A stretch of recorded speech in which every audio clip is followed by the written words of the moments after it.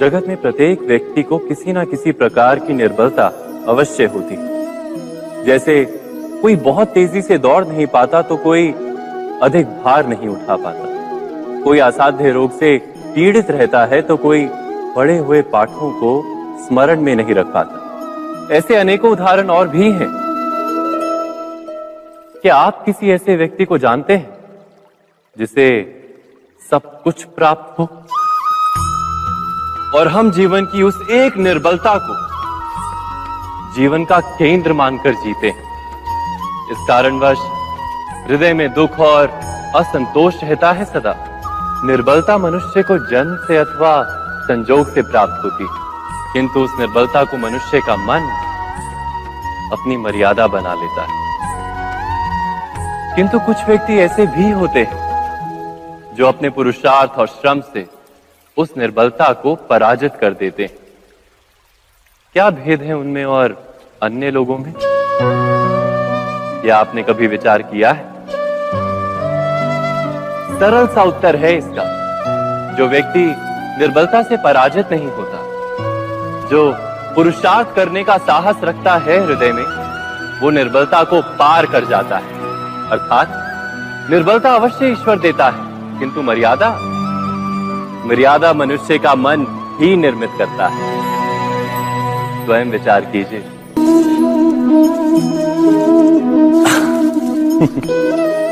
मनुष्य के सारे संबंधों का आधार है अपेक्षा। पति कैसा हो जो मेरा जीवन सुख और सुविधा से भर दे? पत्नी कैसी हो जो सदैव मेरे प्रति समर्पित रहे? संतान कैसी हो जो मेरी सेवा करे, मेरा आदेश माने?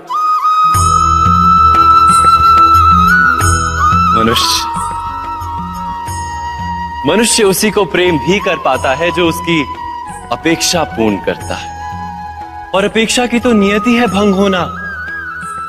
कैसे? क्योंकि अपेक्षा मनुष्य के मस्तिष्क में जन्म लेती है। कोई अन्य व्यक्ति उसकी अपेक्षाओं के बारे में जान ही नहीं पाता। पूर्ण करने की प्रामाणिक इच्छा हो तब भी कोई मनुष्य किसी की अपेक्षाओं को पूर्ण नहीं कर पाता, और वहां से जन्म लेता है संघर्ष। सारे संबंध संघर्ष में परिवर्तित हो जाते हैं। पर मनुष्य अपेक्षा को संबंध का आधार ना बनाए और स्वीकार करे केवल संबंध का आधार, तो क्या ये जीवन स्वयमेव सुख और शांति से नहीं भर जाएगा? स्वयं विचार कीजिएगा।